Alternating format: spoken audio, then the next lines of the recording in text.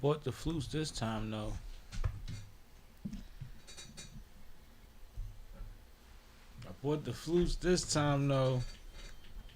What up, YouTube? Yeah. We in this. You know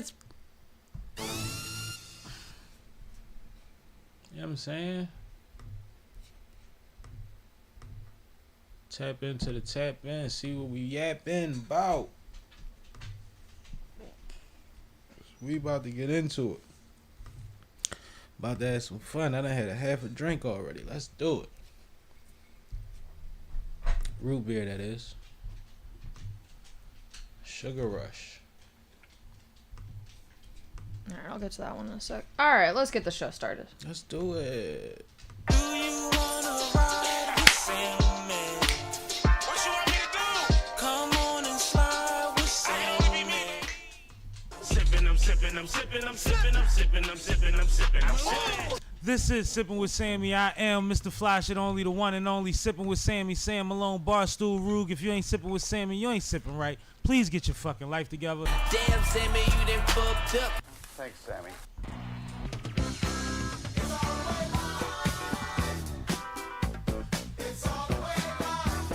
Yep! What's up with y'all, man? Happy hour. Happy Monday. All that flyness. Hopefully everything is great with y'all. I feel good. Had a Hey, nice, TikTok. relaxing day. Shout out to TikTok. Shout out to Twitch. We in this. You know what I'm saying? Yeah, man. Please like, comment, subscribe, hop in the chat, give us the feedback. We appreciate that. And yeah, shout out to everybody that's been doing thus so far. It's crazy because I want to start shouting people out, but I'm like, I don't even know if they in here yet, so I'll wait till they can hear it. But I do have K from Fine Productions in this Mickey Ficky. Hey, I'm in here. K, what up with you? You know, living the dream. Whose dream? Mine. I heard that. Boss talk. I like it. But yeah, we got a lot going on, man. And the crazy thing is, it's another week where the weekend recap is the topics. Am I tripping? I mean, Something else happened? K has an announcement to make. yeah. That's what happened. How you gonna skip my announcement? You know, I was just pulling your leg. Shout out to the chat. Bakhtiar Ali, what up? Yep. He says hello. What's happening? So you want to get straight to that? That's what you want to do? You want to tell the people from the gate, or you want to cliffhang? How you want to run your play? No, let's do it. What Let's up, do it, man. Sebastian? I see you. Yo, Sebastian.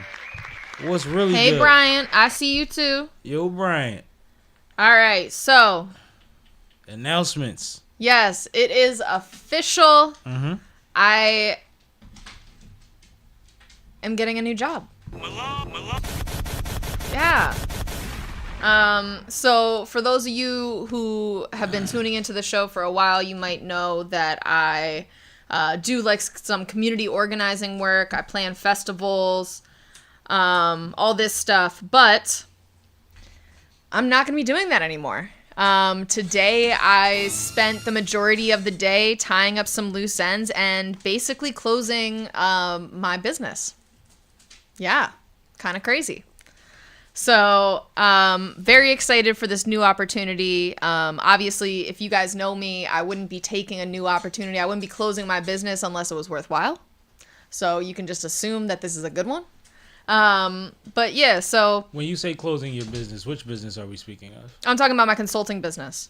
Oh. So a lot of the financial small business consulting work that I've been doing for a long time, a lot of the consulting for business improvement districts that I've been doing for a long time will soon be a conflict of interest for me moving forward. So I have to close that side of my business. I'll still be able to do the podcasting, guys. Don't worry. But that side of the business is kind of the primary focus of Font Productions. So when I say closing my business, that's what I mean. I'm closing the primary revenue sources for my business, but I'm still going to be able to continue doing this side of things. Fire, man. Well, I want to do this. Yo, if you in the chat, man, congratulations for the K, man. Put K's in the chat or something, man. That's fly. I know what your next job is. It's none of y'all business. But like she was about to say before I cut her off earlier, if she's moving on and she's shutting certain things down, then it's on to bigger and better and it's worth it. And if what she's doing next is a conflict of interest, then she doing something major. So once again, man, we proud of Kay from Font Productions around here. Without Kay, there would be no Sippin' with Sammie podcast. If you don't know, she was the one that heard the idea and figured out a way to make it happen with me. And yeah. So like we mentioned on here before, and I don't want to cut you off because you still got more to say probably. Mm-hmm. But yeah, our schedule will be changing a little bit. Things will be shifting up. I told y'all a little while ago that I just started a new gig a few weeks ago. She's starting one in a week or two. But we around. We will be around. But what else, Kay? No, I was just gonna get some of these comments out the way. Yeah, let's do it. So we got Muhammad in here. He said, complete the sentence, why the frog left his car. I don't know how to complete that, sir.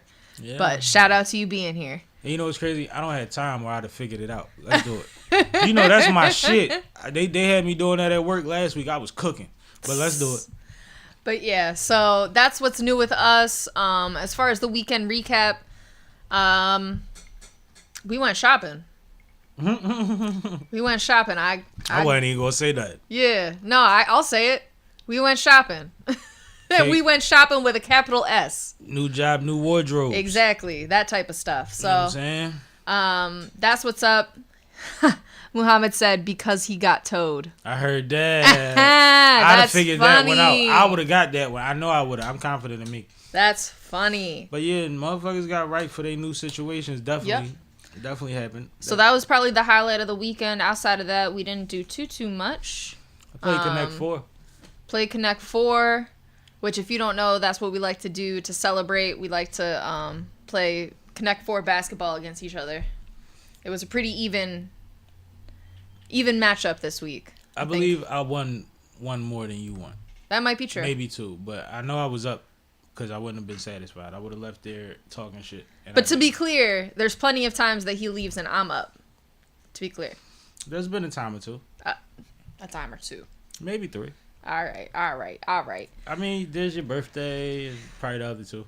And then on Friday, I also was able to get a drink with one of my good friends. She just got back from a 3-week-long trip to Peru that was focused on, like self-healing and retreating and plant medicine and all that stuff. So I got to hear some of her wild and crazy Peru trip stories, and that was fun. So shout out to my friend. Salute to people living that life and still getting their life together at the same damn time. That's a beautiful trip. That sounds awesome to be able to do self-care somewhere like Peru. Yeah. Like, access is a motherfucker. Absolutely. I love it. Let's get into these topics, man. They don't care about what we got going on. They want to hear about the people, man. They want to hear about the people. It's cool. We just be trying to give you a little bit of us, but we going to get you what you want. Well, I don't know where else we could possibly start. But yeah, man. With this, probably one of the biggest trades of all time for the WNBA. I'm sorry, the NBA. Wow. Whoops. You're getting ahead of your story. I know. We'll get to the WNBA ones later. Yep. But, so it was announced. When was this announced? On Friday or Saturday? It happened Saturday night. Okay. So it was announced Saturday night that AD was being traded from the Lakers over to Dallas in exchange for Luka Doncic. And this trade shocked everybody. Let's start there. Nobody thought that this trade was coming, including the players themselves. So we found out after the trade happened that the players were not aware of the trade. The head coach of Dallas was not aware of the trade until the papers were signed. So that right there is interesting in and of itself. Before we break down the trade and who won and who lost, what do you think about the fact that none of the players or the Dallas coach knew that this was happening?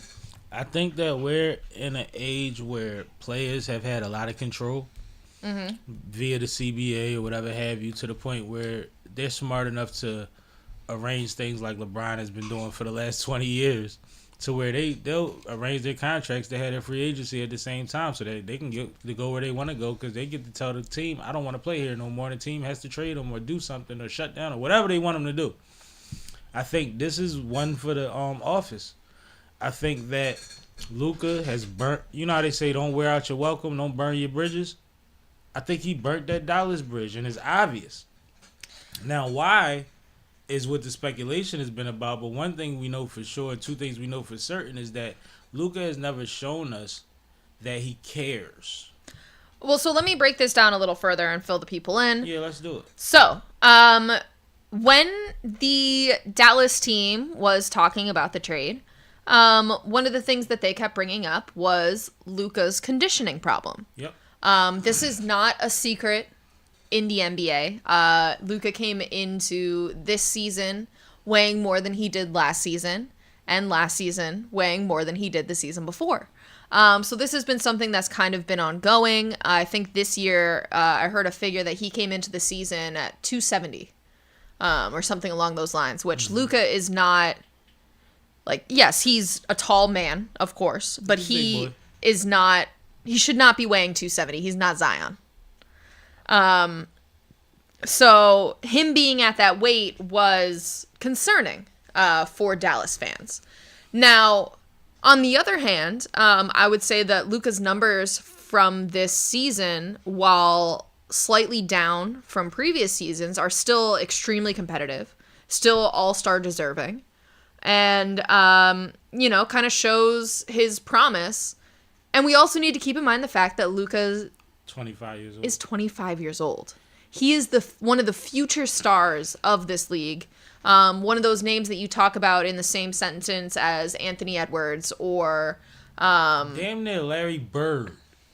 I was going to say as far as modern up-and-coming. Yeah, but I mean, youth. like, he's that great as a... You know what I mean? Okay. One caveat I want to add before you finish is you are aware that he would qualify for the Supermax, and they would have to pay him $25 to $350, something like that. Yeah, so I was about to get there. Okay. So, like you said, because Luka was drafted by Dallas. Yep. If he were to re-sign with Dallas during his restricted free agency period, he would have been eligible for a Supermax contract. Mm-hmm. However, because of this trade and him now going to LA, he will no longer have that eligibility. And that was supposed to hit in about 2 years. So that is a significant loss of potential revenue for Luka and his family, and definitely worth noting with this trade. And possibly could have been part of the impetus from Dallas's end as to why this trade makes sense for them. Dallas is impotent? Impetus. Oh, okay. The starting factor. Okay, all right. I'm sorry, I'm using big words. I mean, the people, I knew what it meant. I'm just trying to help the people. Oh, okay. So let's talk about the trade itself. AD obviously is an all-star this year. He's been an all-star plenty of years in the past. But this year in particular, he's putting up some great numbers. But AD has also always been injury prone. And AD is, 31. So as a big guy, he's getting towards the end of his career, so to speak. I don't want to, put a limit on what he could achieve, but for traditional NBA players of his size, of his height. Is this what they call the foreseeable future? Yeah, he's getting towards the end of his foreseeable future, I would say. So to me, Dallas making this trade, because now think about who Dallas has. Dallas still has Kyrie. Mm-hmm. To me, this is Dallas saying, I think we could win this year. I need to rev up to win this year. The other thing worth mentioning about this trade from a Dallas point of view is that AD will not have to play center for Dallas. It's expected that AD would play power forward. His natural position. Which is his preferred position. So I think that might have been a selling factor for AD on this trade. AD also waived his bonus clause, which basically if you get traded to a team, you have the ability to collect a trade bonus, which is something that's already in AD's contract. He waived that in order to create more salary cap room for the Mavericks moving forward, especially looking into next season and the draft and all of that. So that kind of talks about it from the Dallas point of view. From the LA point of view, Luka is thought to be one of the big names moving forward for the NBA. So if you want to talk about an LA point of view post LeBron, Luka is an amazing pickup. He's somebody who can sell out arenas. People want to see him play. Him moving to the Lakers and a team that has that sort of mentality makes a lot of sense. Now, I will say, Luka's known for not playing defense. And you're losing one of your defensive assets with AD. I think that he still leads the team in rebounds, right? Yeah. And blocks. Yeah. Luka will not fill either of those shoes. Let's be clear. But he will be a reliable option, a threat for ball movement, and just overall a dominant force if he can figure out how to play with LeBron, which is a real if. LeBron has been known to not be super easy to play with. And, it's a team that has a very specific mix. And finding his role in that mix will be difficult. But what do you think about the trade itself? You went through so many points that I wanted to touch on. It's hard to remember. As far as when you mentioned the fact that AD will be back at his natural position, I find it ironic that a week ago he said that he needed a center so that he could play power forward. Mm-hmm. As far as what Dallas still has and what the Lakers gain from it, you have Kyrie, who I think the Kyrie and AD show will be phenomenal. And there's a lot of other pieces in Dallas, but we want to talk about these specific players in this trade because it can get long conversationally. But as far as Luka going to LA, like you said, no, absolutely. For the future, what's the maximum amount of years you think LeBron will play? Now, there are trade rumors still about LeBron, which is a little strange, but it's the Lakers. It is what it is. They always got oars in the water. You don't know what's going to happen. But I would like to see LeBron play with Luka. I think that also, 3 days left before the trade deadline? Mm-hmm. Don't be surprised if they just grab some fucking body. Like, they're the Lakers. They'll grab somebody. I don't think that cap space is a problem right now. Brian getting what he getting, but who else out there is getting paid like that? They picking up a Luka contract without having to give him a supermax. Yeah. You just saved $70 million a year. Probably gets cut back to 40 or 50. Because that's what his deal was. It was $350. It was $7 for 5 years, I think. Okay. Yeah. So, I mean, it's just a strange trade. And like I said, I believe a lot of things happen behind the scenes where Luka, I'm trying to figure out if him and Kyrie got along. Because for the first 2 seasons that they was together, one would have a good night, then the other one would have a good night, then the other one would have a good night, then the other. They never did it together except once in a blue. Pardon me. Get your life together. So, I agree with you. I think that that's definitely part of this. I think that there's a lot that's not being said because you don't dump a potential star at the age of 25 for conditioning issues. Like, there has to be locker room drama. There has to be other personalities that are not getting along. Maybe the front office doesn't appreciate Luka and Luka's attitude. You would think that they would trade Kyrie before Luka. That's what I would think. Especially to the Lakers. Yes. You would think Brown wanted his young boy back. Yes. But the other thing that this tells me is Dallas did not see Luka as their future. No. Like, regardless of whether they want to win now or they think they can win now, they didn't see Luka as an integral piece of that. and they didn't see Luka as the future of their franchise. Now, we've seen a lot of players come in overweight at the beginning of the season and play themselves into shape, which is... James Harden? No, James Harden did it as a protest, which is a little more extreme. A lot of players just don't work out over the summer like they're supposed to, and they rely on their athleticism and their ability to just, I'm going to run myself back into shape. And it's like, at a certain age or a certain body type, you can do that. But we have seen James Harden 40 pounds overweight, and then the next week he was 10 pounds overweight, and we like, what the fuck just happened? We have seen that. You're right. But I think that there's a lot of people that are being optimistic about Luka being in LA, saying, well, LeBron's going to get him in shape. He respects LeBron, so LeBron is going to, right? I think that's not, I think we're overshooting that. I agree. I think habits is habits. I think changing habits is something you got to want to do for yourself, and that's across the board. I also think that we've seen a lot of people in Lakers jerseys, and Kobe was pissed because they wasn't buying into the Mamba mentality. Can I also say, I think that part of this is cultural. Like, name a Serbian player, or name a Lithuanian player, or name another Eastern European player that comes in and is like super dedicated, first one on the court, last one off the court. That's their mentality. There isn't one. See, I don't know nothing about the culture, so I don't want to speak to it, but go ahead.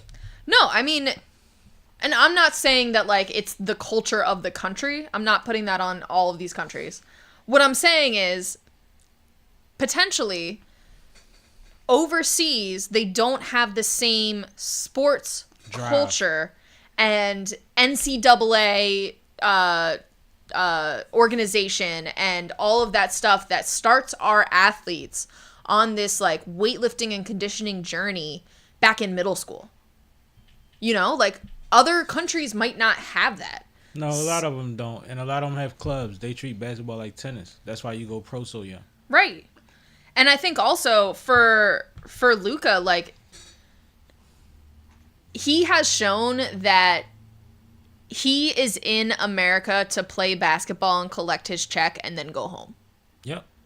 He's made that very clear. He doesn't stick around. I mean, even the Joker, they don't stick around to go to the parades. They don't stick around for the celebrations. They forced to, and they do. Yeah. Right. They want to fly back home. Shit, and even be Greek back Freak. home. Greek Freak be out. You don't see him working out with nobody in the summer. And they just asked him recently about. They asked his brother, Cameron did. He's like, TA, why we never see y'all in the summer? He's like, man, we want to go home. He was like, but honestly, also, you don't want to get nobody in the edge. But that's an excuse. They want to go home. They don't respect it. This is a check, and they come over here and dominate. So it's like, look, I whoop your ass after drinking beer all summer. Right. Ha ha ha ha ha. Right. Or, I mean, some of the French players want to go home and practice with their French team so they can kick our ass in the Olympics. In the Olympics or in FIFA. Yeah. Like, that's part of the goal. Like, they care more about FIBA. FIBA. They care more. Yeah. They care more about FIBA. They care more about all of these other things. Or, I mean, even if you think about it from, like, the WNBA perspective, when women go overseas to play in China or, you know, to fill a space and to fill a void. It's exactly. Not because it's about. That's why they Steph come is a straight different story. home. Yeah. God willing. Right. Every time. Yeah. They're not trying to party over there. They're not trying to get into things over there. They're just trying to do their job and come home. So I'm not co-signing that. that's part of the culture of an international player is I'm here to do a job. This is not my home country. I'm here on a work visa. And part of the time you get treated like that. Yeah. A lot of the times you get treated like that. And if you're a American player that goes to an overseas team and league, you're expected to be Michael Jordan, or we could have got this motherfucker from down the street. Yeah. So they'll treat you like that, and nobody speaks the language except one or two people, one in the team, one in the organization. Speaking you of, gotta catch up. I don't know. I know we haven't checked in on Pat Bev recently, but I know back in the fall he Had problems. was wanting to come back home. Yeah. He was somewhat regretting, I don't want to put words in his mouth, but it seemed like he was regretting his decision to play overseas instead of in the NBA. It was a personal thing because of who he's married to and her family's relation to the situation over there, to put it lightly. Yeah. And he was catching it on both sides, and it turned out it was making him miserable. I believe that he's centered himself better than he was at that position because he's still been doing the pod. And, you know, he doesn't seem like he's in a super dark place. But Pat is also one of those ones that, like, you can't really, like, he know how to turn it on and turn it off. So you really don't know more than he wants you to know anyway. Because he knows how to have this centered personality that just always seems kind of relatively the same. I don't know how to explain it. Am I tripping? No. Yeah, No, I got you. He one of them. He's just different. But let's get off of this trade because everybody's been talked about it for 3 hours and we got a lot of topics, man. All right. But shout out to the Lakers. Shout out to Dallas Mavericks. Just some monumental shit. I don't want to do no deep dive because we gonna see. We gonna revisit this in a minute. Probably next week. Well, before we get off of it, as a Lakers fan, I gotta ask you: talk about it. Are you happy with this trade? In the last couple seasons, and especially in the last few weeks, I've been loving AD. He's been on the court. And he's been snapping, and AD has the potential to be the best player in the league. I think people forgot that because of his on and off the court so much. But AD has the talent, the skill set. Like, he's a monster. So I hate to lose AD. But I've been seeing Brian and AD together since COVID. I like to see what Luka and LeBron look like. But the thing that concerns me is I don't think this is the last move. And like I said, it might not be LeBron, but it might be one of them youngins that I like. Roy Hachimura, they might get rid of AR. They might get rid of Connect. Like, yo, I'd be sick. If there's a lot of pieces, like, as a Lakers fan, we trade away people that I love all the time. Trevor Ariza is one that sticks out heavy to me. Eddie Jones. Before that. Like, we trade people I love all the time. Shout out Freeway Boo. Yo, Freeway Boo. He said, Kyrie will feed AD. Kyrie about to be the best in the league. Kyrie about to be out there looking crazy, yo. Yeah. Crazy. You see what AR was giving AD? What you think Kyrie about to do? It's ugly. So before we move on to, Muhammad was in the chat. He said, how the tree get internet? Because he logged in. I heard that. You was full of dad jokes. I like it. I like it. I got an uncle like you, but you probably way younger than him. It's like, no. Appreciate you. All right. So while we're talking about the NBA, we got to talk about last week's All-Star announcements. Why camera on me then? All right. Chill. I'm doing a lot over here. Yeah, you working. K from Fine Productions, man. Okay. So let's talk about the announcements. There was a time when she was available, but, you know. Not anymore.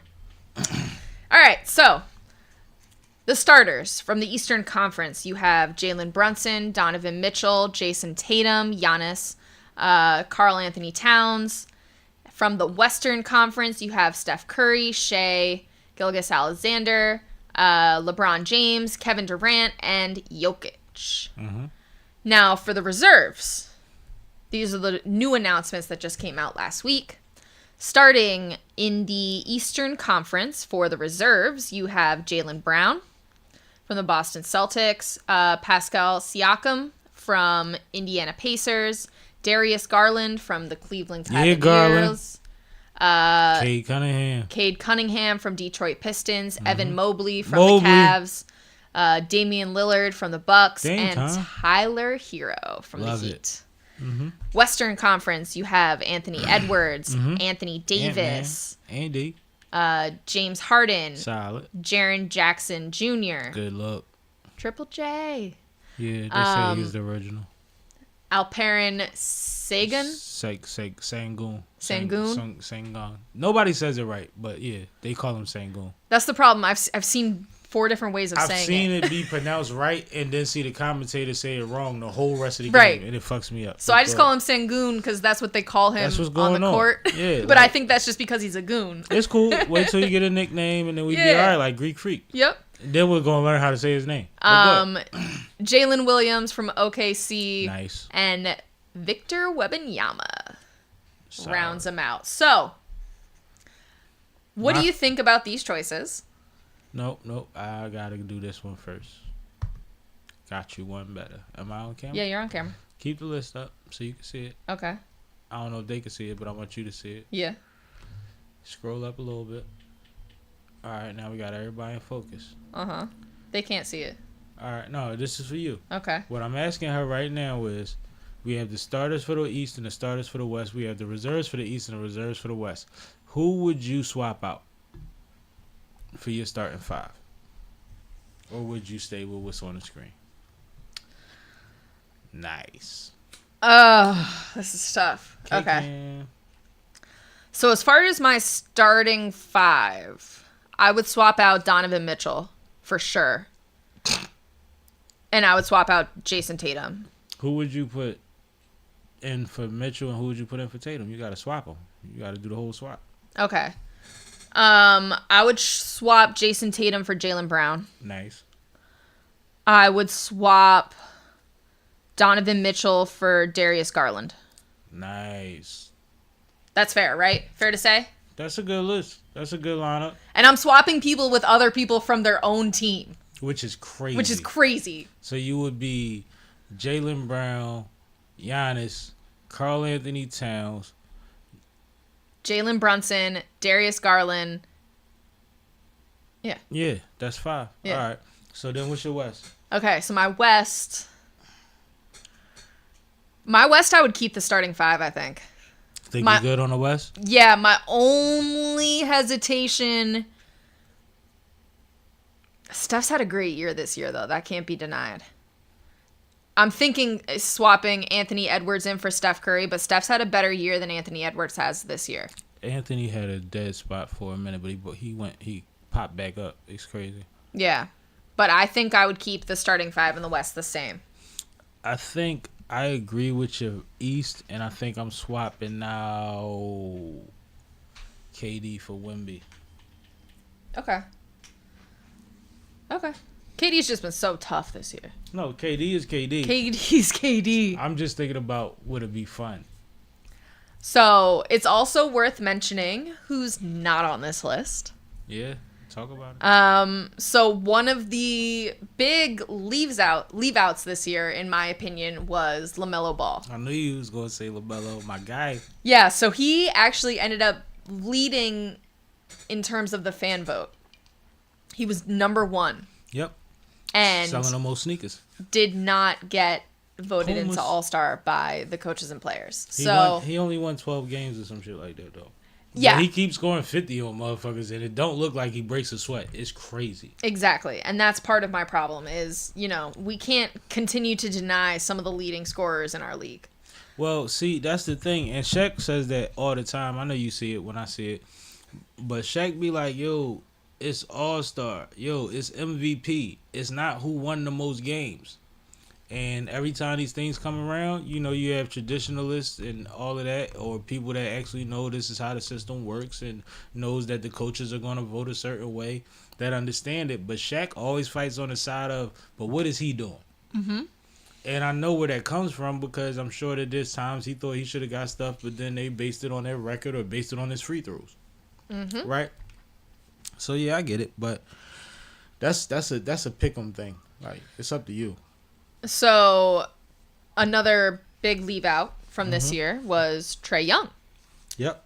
Trae Young's been having an amazing year. 2 years in a row he got left 2 years in a row. My theory is it's because he's ugly.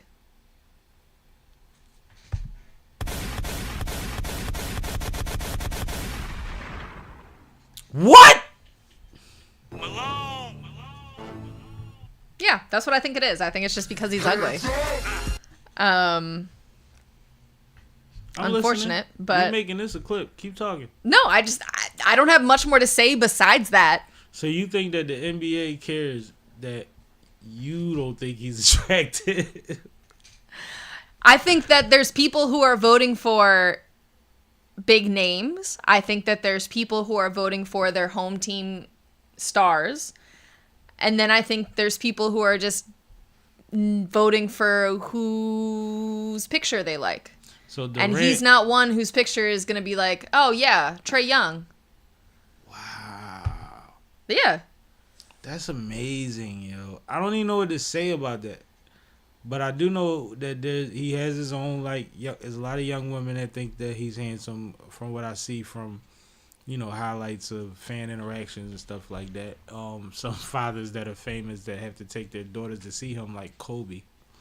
But, it's a little different. But, okay, all right, he's ugly. But I'm trying to remember who else was on the list to remember if everybody on that list looked better than him or had more star power to balance it out. I don't understand how you figure out the ratio. I think it's more star power to balance it out. Not all of them were better looking than him, but most of them were. Anyway. Right, that's enough on that topic because I think you dropped the mic on that one. Go ahead. Another person who got snubbed this year was my favorite player currently, Tyrese Maxey. Yeah. So that was unfortunate to me. I understand the Sixers record. It leaves a lot to be desired currently. And unfortunately, Maxey, I think, suffered from that. But he definitely made it last year. Yeah, but he's been scoring enough to make it this year. And unfortunately, that didn't happen. Maxey is literally unguardable this year. Yeah. Like, literally unguardable. Even that Boston game last night, even though they lost, 2-3 quarters of that game, nobody could touch him. Right. So then, in the West, some of the folks who got snubbed were Sabonis, which that one I agree with. This is the second year in a row that's crazy. Sabonis definitely deserved to be an all-star. He's out here acting crazy. Just never gets picked. And Norman Powell was the other one that folks brought up. Yeah, Norman Powell. Now, see, the thing is, like, they've been calling these things snubs. And I think there's a lot of confusion about what a snub means. Like, I think people only think in extremes and don't think in between, and that's what's fucking up everything that we've seen lately.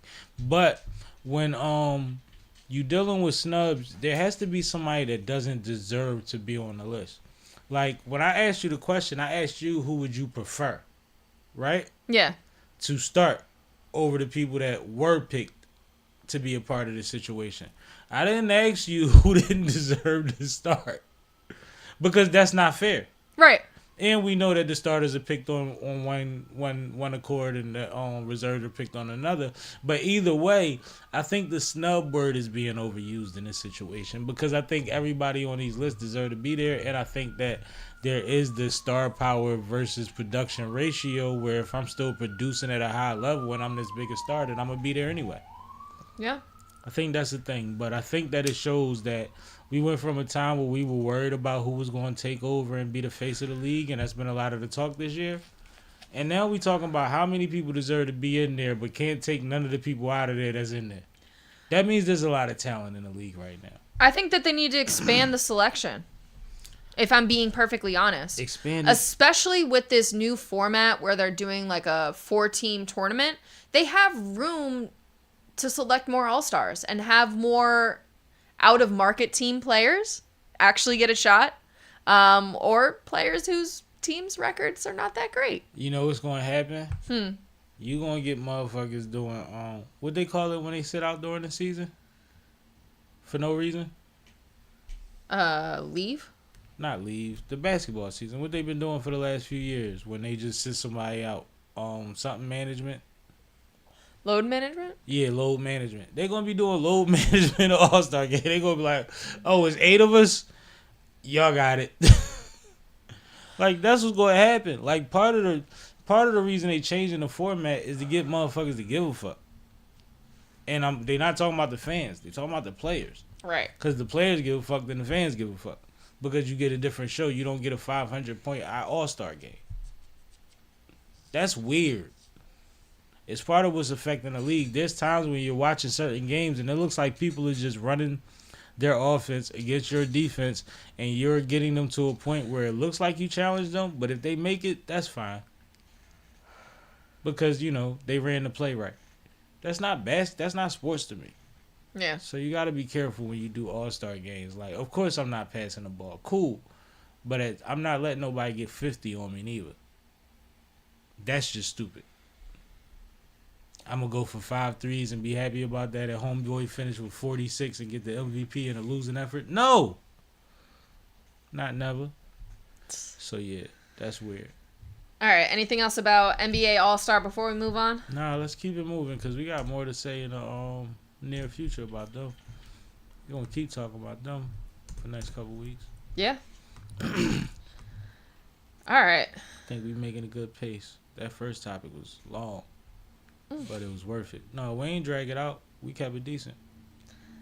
Let's move away from basketball for a second and talk about the fight. Hey now, say now. So Hey now, say now. Oh, my bad. Last night, Claressa Shields was fighting for the heavyweight title match, or was supposed to be, against Danielle Perkins. Unfortunately, Perkins came in a little overweight, so the belt was no longer on the line.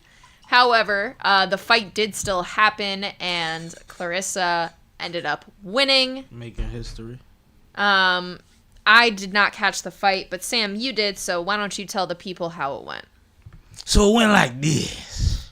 Nah, let's start from the weigh-in the day before the fight. Claressa is in the hallway, I believe, of her hotel before she even gets to the venue, taking videos of her outfit. She has on a Fendi, what looks like a mink or something, Fendi fur, long, whole, drag. Then she got the Timbs with it, and I'm like, that's cute. She ain't got nothing on under it because she weigh in sexy, so cool. But they joking and they playing around, and then you see a video and it shows Papoose fixing her laces to make sure they lay like how Brooklyn girls lay they laces. You know what I'm saying? Put her on. She from Flint, right? So it's like, okay, Papoose did. So then she goes to the weigh-in and she walks in with the Fendi on and the Timbs, and Papoose behind her with the Boss long ass trench looking leather with the white fur everywhere, and he on his bag. I'm pretty sure he probably had Timbs on too. He might have had the black ones on. He might have had the black and white ones on, exclusives. We don't know. But anyway, she gets there and she says, where Brooklyn at, when she's in the video in the hallway. When she gets to the fight, to the weigh-in, she says, I'm Frank Lucas.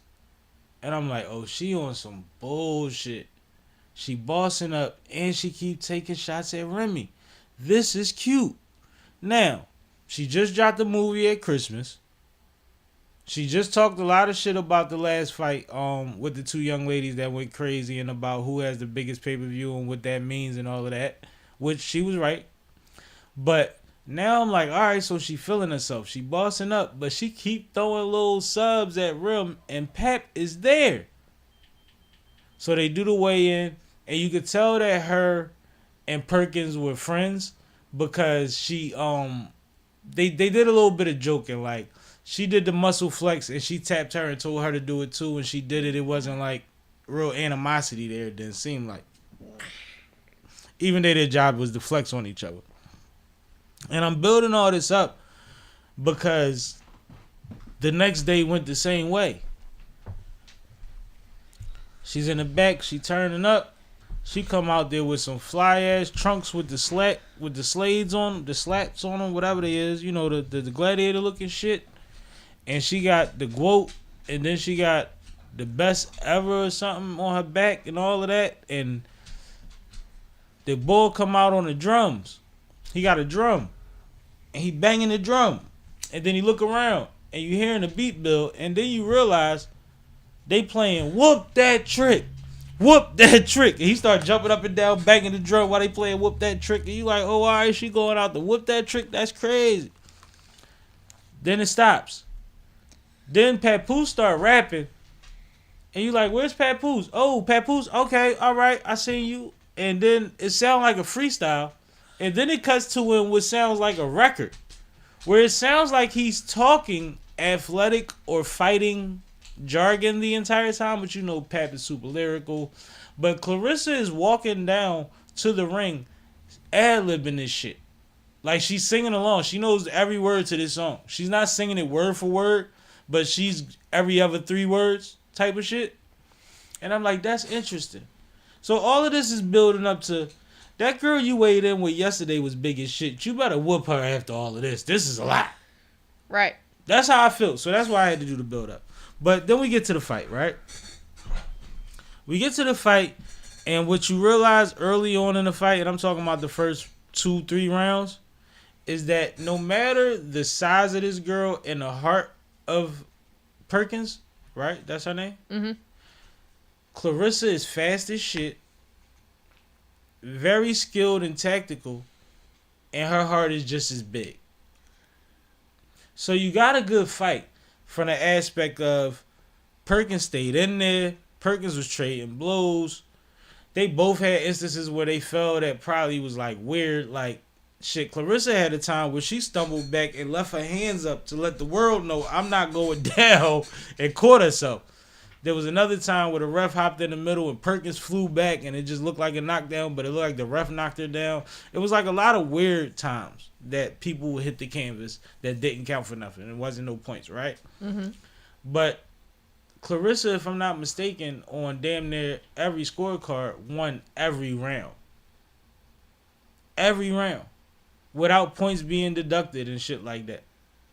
And she consistently stepped in there, and there was times where Perkins was warming her ass up, and Claressa would just figure out a space, opportunity, and just return fire. And towards like the 9th and 10th, what was it, the 8th, probably 7th, 8th, and 9th round, you started seeing Claressa kind of street fighting a little bit. Like, she started getting into the, if you gonna keep grabbing me, because I think Perkins was getting wore out by the fact that Claressa was still just as strong and fast as she was in the first round. After the 6th round, that she started trying to, like, you know, when you use that weight, you lean on them, or every time you keep tying them up and then you put them in a headlock and by yourself. Like, she was doing stuff like that. So you would see Claressa, instead of being so disciplined as she was earlier on when it was going on, she start like, motherfucker, you know what I mean? Start giving the elbow work, like, get off me, bitch. And it just was a great fight. It was a great fight. All the way down to the point that it got to the point where you hear the claps. Boom, boom, boom. That means 10 seconds for people that don't know that. And they still getting it in. They still mixing. And then Claressa hit this motherfucker. You see her whole life change in front of your face. And drop her. And then you hear the bell. Ding, ding, ding, ding, ding. Oh, my God. She dropped her with 1 second in the fight. Just in case somebody didn't have her winning that round. And there was no way you didn't if you was watching the same fight I saw. She landed, I think, 29% of her punches, which is a good percentage for the way that she fights. Perkins, I think, was at 19%. Okay. Perkins, bigger, stronger, longer, 42 years old. Claressa goes up and down in weight just to get every belt on the board. Like, I just don't understand what's going on right now, yo. But let's do this for Claressa, man. She's having a hell of a fucking couple years. She done stole Remy Man. She put a movie out. She whooping ass. She box office. She kept shouting out Papoose. She shouted out Papoose after the weigh-in. She shouted out Papoose after the fight. In the press conference, she said, I brought out this. I brought out Flint. Michigan and Detroit has always showed me so much love. And Papoose came out here. Like he popped up. Like It was a surprise. Right. Yo, this shit be so funny, man. Like, she is Kendrick of this boxing shit right now, man. She beefing and winning. Yeah. How can she lose? But shout out to the GOAT. I advise you follow her on socials or subscribe to her YouTube. She is very entertaining, and she's actually super humble outside of the bravado that you have to be a superior athlete. Like, she's somebody that doesn't make you feel bad when you watch her at all. She makes you inspired or at least want the best for her. So she's fly. I fuck with her. And congratulations, Pat, man. You know they was gonna say you fell off, but Oh. Yeah. All right. And guess how many people playing that song today? Get in your Grammy bag. Do your thing, man. No, while we talking about boxing, let's get this Alright. out the way. Cool boy. Yeah. Now, if you local, you know locally, Tri-State, Philly, South Jersey, Delaware, all of that. We're big on our fighters, man. We a fighting city, man. We a boxing city.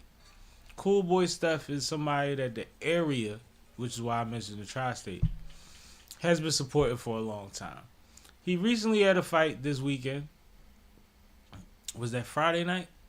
I believe. I think so. Thursday or Friday. I think it was one of them days. I've been working. But what he won the fight convincingly. But what went viral was that he was in there with denim jean shorts on and something that looked like Tim's, but if you look closely, they kind of look like they're cut like boxing shoes. Mm-hmm. I don't know what company makes these. I don't know if this is how much money he's getting. But we just watched Gilly's knockout party. Gilly and Wallow's knockout party. And we saw a Philly rapper in denim shorts and a denim jacket before he got into the fight. Is this the new thing in boxing? Like, he's a professional fighter. And he fought in denim and Timbs. I don't know. And look, and you know what's even funnier about it? Huh. You know how far you gotta pull up your waistline to create a belt line, right? For the fight. He has on denim jeans that are pulled up to his navel. With no shirt on. Was this a good look or not? Pass, fail, do it, don't, dig it. You know, what you think? Trust it to flush it, fly or not. What you think? I think it's cool for a one-time thing. I think it's cool for a statement. I think your name has to be Cool Boy to do this shit. Yeah. And be taken seriously in a boxing. Do you think this might affect people taking him seriously? Because he can fight. No, I don't think this will Steph can affect box. that. We all know that. I think Were you shocked when you saw this picture? No, I think that we're starting to see like a merger between boxing and showmanship, and that draws in viewers. Like you see it with what's his face? That just battled Tank. What's his face? That just fought Tank? Yeah, the Oh, you talking about the Spanish kid? Yeah, the Spanish kid. Garcia. Yes. Ryan Garcia. Now, no, showmanship in boxing has always been a thing. I think that even like, all right, when it comes to adding flair to a boxing uniform, you're a victim of the times, right? Like what's possible, right? And what's been done. And I think that you've seen a lot of trunks go a lot of different ways. We've seen Floyd Mayweather go whole sombrero and Latin, you know, all of that, right? Mm-hmm. And I think it's just like fashion. It just keeps evolving and getting to a point where, for all we know, those are breathable trunks that he has on that look denim. Yeah. You see what I'm saying? Yeah. And those boots, which look like 6-inch butters, if you look at the one foot compared to the other, they are not cut like boots. Those are not boot soles. That is a thin sole, right? So those are boxing boots. So it's like, I think it's evolved to this point where a motherfucker probably, and mind you, he probably just made somebody a lot of money. Cause they probably said, bro, fuck with me. And he said, you go what? Let me work out on them and see what I think. Yeah. Cause you don't risk your purse on it, you know, on the outfit. No, not at all. I mean, we've seen people do it, but learn from their mistakes. But now, where we at? All right, now we can get into the Grammys. Now it's time, I feel like. Where is it? Here it is. Any chats we missing on the other platforms we got? No, we're good. All right. All right, so last night was the Grammy Awards. Yes, start there. And let me start by saying the Grammys have had a lot of backlash in recent years. like the last 5 in particular. And this year, I think the consensus is that the Grammys did a lot of things right for once. And that was kind of the theme of the night, I would say, is trying to make up for past mistakes and do better moving forward. So every time that they announced an award this year, they reminded everyone that the awards were attributed by 13,000 voting members.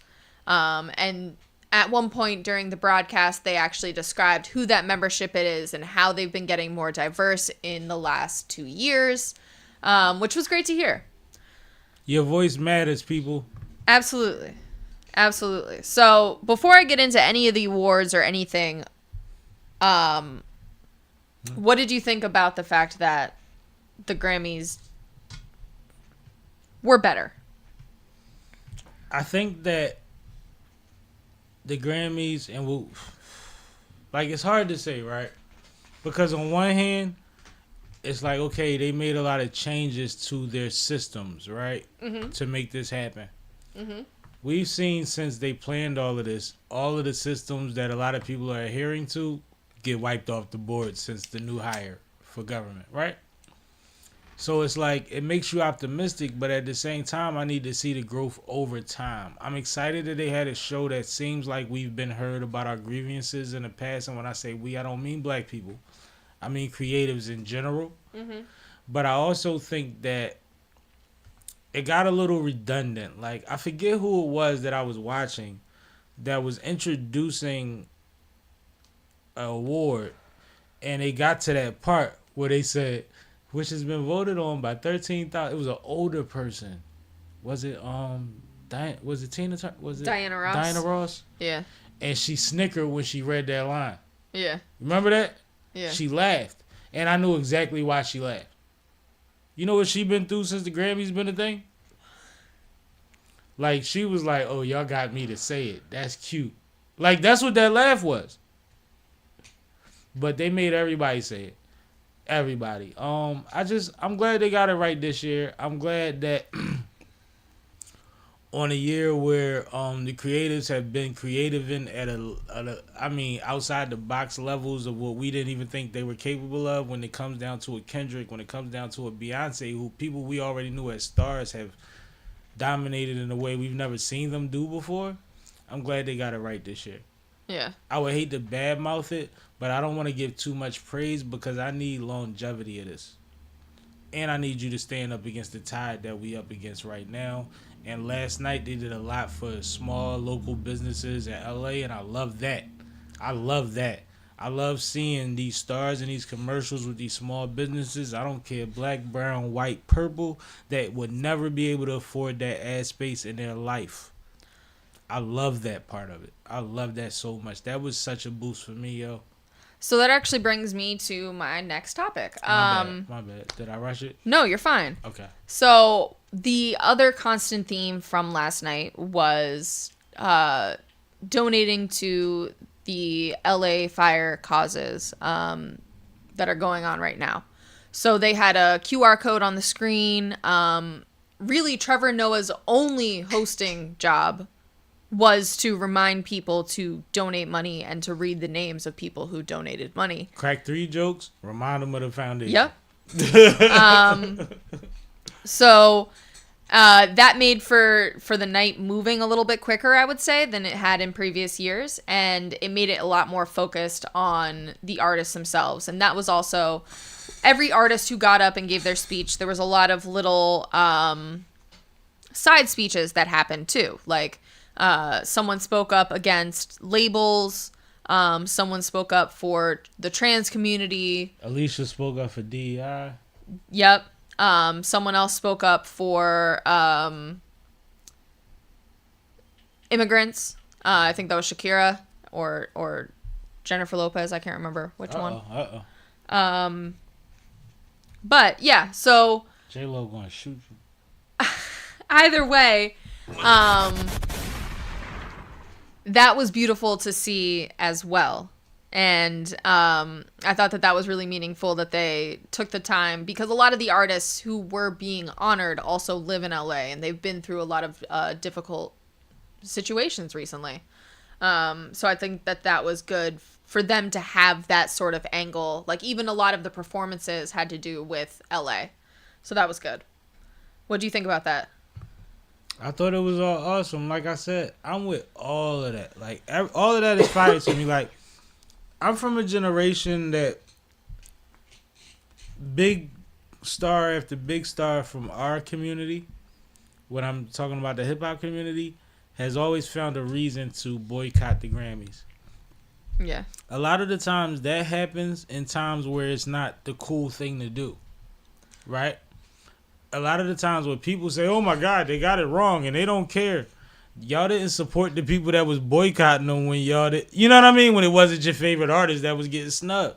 So, like, I just love the progression of, like, maybe we'll get the Grammys on a playing field that just feels natural. And I mean, like, in tune with the people. Like, I'm talking about both sides of it. I thought it was great that the artists put enough trust in the Recording Academy to show up this year. Yes, but and that's where I was about to get into. So, most notably, Beyonce was in the building, Jay-Z was in the building, Hove, and The Weeknd ended up performing. After the Recording Academy gave a speech that included the fact that, The Weeknd spoke out and said that he was right. boycotting. And he was correct. So I thought that was a brilliant way to handle that. I thought that bringing The Weeknd back for a performance after that was smart.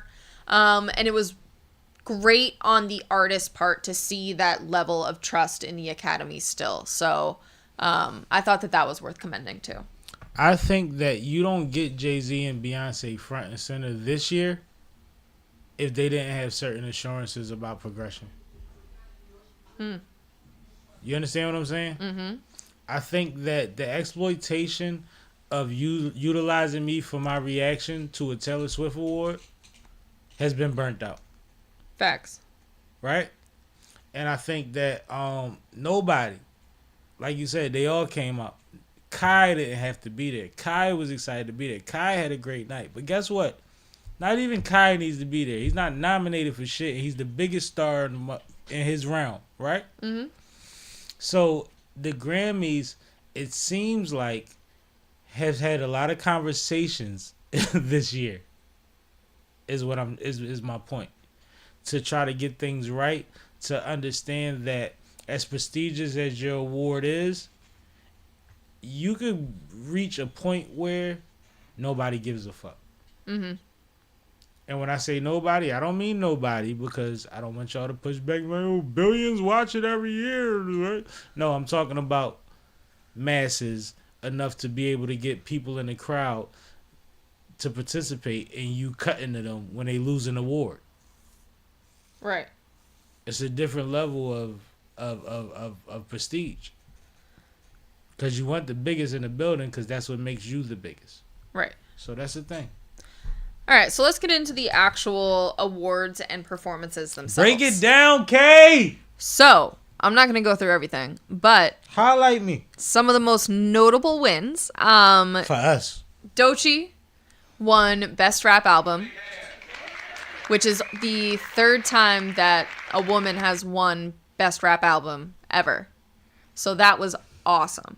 I love when you could say woman and you don't have to say black because it's hip hop. That's crazy. Go ahead. So, another notable win was Beyonce finally won Album of the Year. She had been nominated for the Grammys 99 times, had never won Album of the Year until this year. So 99 times? Yes. Sheesh! Yes, well deserved, much needed. And then outside of that, another person who cleaned up was Kendrick Lamar. There you go. So much so that during his Song of the Year speech, Mustard said, "Get me the mop this time. Give me the broom. Give me the broom. Whatever." The broom. And Taylor Swift got the broom out. Yep. Mm-hmm. So Shout out to all of them. That was awesome. I'm glad that they were able to win the awards that they deserved. And additionally, I wanted to talk about some of the performances. So my favorite part of the night actually was the portion where all of the people who were nominated for Best New Artist performed. And during that portion is when Doechii performed. And to me, I thought that she had performance of the night. She was incredible. Shout out to Doechii. And just watching all of the other artists watch her and be astonished by all of these people who were nominated for Best New Artist. For the artists of the caliber who were in the room to watch and be astonished was crazy. Doechii is a superstar. So that was amazing. That was probably my favorite performance, my favorite section of performances. I thought that whole category was dope. Can we talk about Dot now? Yes, you can talk about Dot now. Can we talk about him wearing a Canadian tuxedo with a denim hat? Yes. What's a Canadian tuxedo, okay? It's a denim on denim. How about when he came out? What part of the song did he come out to that last night? It was the part that referred to Drake and children. Yeah, like he walked out on A minor, right? Yep. Okay. When he gave his acceptance speech, do you remember what he did? Mind you, Mustard's up there acting crazy, which is love. Love that, right? Yes. He deserves that. Yes. And Mustard, Mustard's going to always make money. We know Mustard. He shouted out Glasses Malone, Problem. Did you hear the speech? I did. Did you hear all the names he said? Yeah. On the Grammy stage? Yeah. What is consistent about this young man and his intention in this He's repping the city. He's repping the West. widely broadcasted journey that it seems like most people in his instance would use for personal gratification? It seems like he keeps putting the town on, right? Yep. How could you not be proud of him standing there having his Lauryn Hill 5 Grammys in my arm moment, yo? Right. Do you know how beautiful that is? And do you know what that says about the Super Bowl? You think he wasn't going to say nothing at the Grammys, and they played that part at the Grammys. You think the Grammys think they're going to get sued for that? So what's going to happen next week? A minor. Yo, Kendrick is acting crazy, K. Shout out to the comments. Sean Major said, bro. Yo, Mage. Get with me, Mage. Mage, link up, man. Don't do that. Link up. What's up with you? How's baby girl? And Hola Hakan said Kendrick or Drake. Kendrick or Drake? Yeah. I mean, before this battle, I'm Kendrick before Drake. For the same reasons that Drake lost his battle. Which is ironic because I didn't know that's like I would get proven right. But yeah, I don't like certain shit. And all the shit I don't like is what Kendrick was pointing out. Yeah. Like when you come from a certain energy and you get to a certain point in life and you've never been a certain kind of nigga, then certain things don't balance out for you and it's always going to just ring in your head every time you hear that person talk. Mage said, everything is well. I'll be outside soon. I got you. Nah, you know I'm around, bro. You know I love you. You know I love you. Love Mage. Get with Mage for production, and Mage dropped a project last year too, I believe. So tap in, man. All right. If it wasn't last year, it was the year before. My shit is all jumbled up. I was waiting on the training for 8 months. My life is different. Yeah, it's different. So let's get to it, okay? All right, let's switch speeds again. Shout out to everybody that won last night. And Doechii, I'm highly impressed every time I see you on stage. Absolutely. You ready? Yeah, I just wanted to say that because I did. Okay. That's all. So, talk to me about this.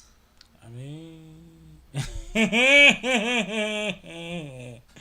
so Casanat last week was at Monday Night Raw, and he tore it up. He had his presence felt in the building. You know, he caught the vibe, and he was talking to Pat McAfee, and they were talking, and he was saying, "Yo, I want to extend the invite to you to come to Royal Rumble the same way that I extended to I Show Speed. I need y'all in the building."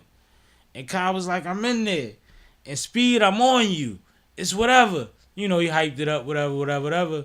And then we find out later that I Show Speed, which I think was announced beforehand, was cleared to live stream at Royal Rumble.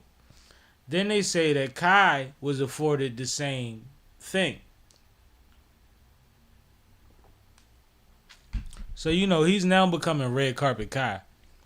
Whether y'all paying attention or not, he's Red Carpet Kai. He showed up. He had his stream going. He's watching the Royal Rumble literally.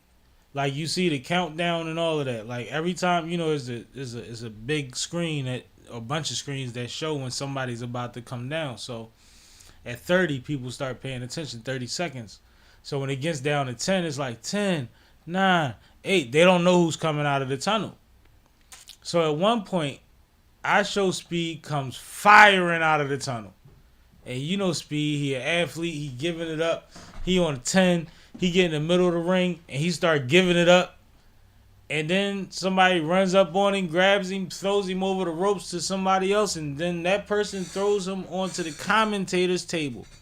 Not one of those tables that they use in wrestling that came from under the ring, that's ready to break or whatever have you. They threw him into like where them folk be sitting at and talking at. Where Pat McAfee was just at talking to Kai. And what we realize is I'm watching Kai watch I Show Speed get thrown out the ring and get thrown into the table. And I see Kai go, "I don't think I want to wrestle no more, yo. I think I'm cool. I don't want to wrestle no more. Like, I'm good." Like, and I'm cracking up because I'm like, yeah, that was a bit much. Because Speed is a hell of an athlete, but Speed is not a big guy. So they was like manhandling him, but he signed up for it because if you know anything about Speed, when he's amongst elite athletes, he wants to participate at the highest level with them, and that's what we respect about him.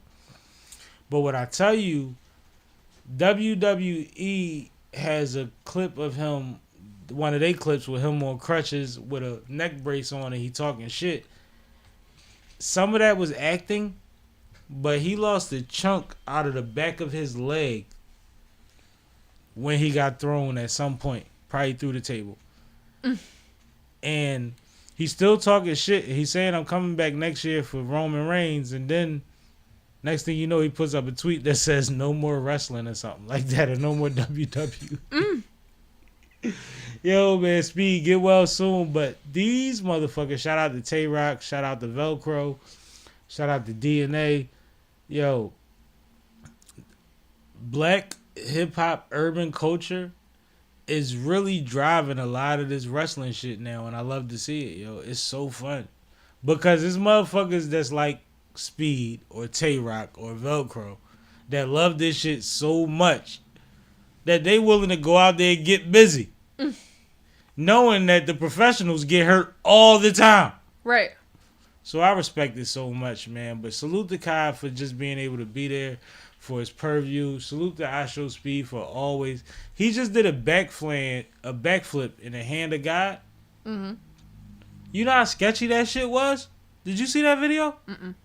Oh my God, Kay, look at that video. I wish we probably could bring it up. Try to find it. But he did a backflip in the hand of God. And what's that, Brazil or something? He was overseas somewhere. And there's no flat surface on this hand. It was sketchy as hell. So Speed is just like, I think he's already decided that he gonna die going viral. So he with the shits. So I think he'll be back next year. I think even though he might have got a report that says risk assessment wise, this might not be the best decision for you to do again. Right. I think his heart is, I gotta out athlete athletes at all times. I think that's what it is. He raced the fastest man in the country, in the world, right? He jumped over Lamborghinis flying at it. He jumped over the first one, started waving the second one on. The second one was like, what? He was like, yeah. And jumped over that one too. Like Kobe ain't do 2 of them on live stream. Major said, "It's real in that ring."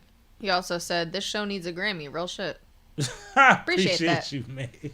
Appreciate that. I told you I love Mage, right? Mm-hmm. I ain't gonna lie. Our community lost somebody a couple years ago, and I hadn't seen Mage in a couple years, and we was outside the funeral and we was talking, and I'm like, that's why I love Mage. He's a genuine soul, and he was going through a lot of things, trying to put things on a straight and narrow for making sure baby girl was right. And he was working so hard at that shit, but he had so much concern about my well-being. And I was like, that's why you are who you are. I love Mage, beautiful. man. I love Mage. I love Mage. No bullshit. Tap in with Sean Major. Buy some beats. All right, let's get into something Get a a little hook. bit more close to home. Let's get oh man. I was about to say let's do it. So, literally the day after the plane crash in DC, there was another plane crash here in Philly. This time it was a contracted, like, ambulatory plane that was transporting a patient, a pediatric patient, her mother, a doctor, and another medical staff, and 2 pilots. So 6 people in total. Unfortunately, the plane crashed soon after takeoff in a busy intersection of Northeast Philadelphia. And so far, the casualties total count has been 7, I believe. Yes. 22 injured or something. 22 injured, including a young kid who suffered a head trauma. Multiple other severe injuries. So we're still figuring out all the details of this situation. But, prayers up to everybody who's involved, all the families who've been affected. This is, terrible, terrible news. You know what's crazy?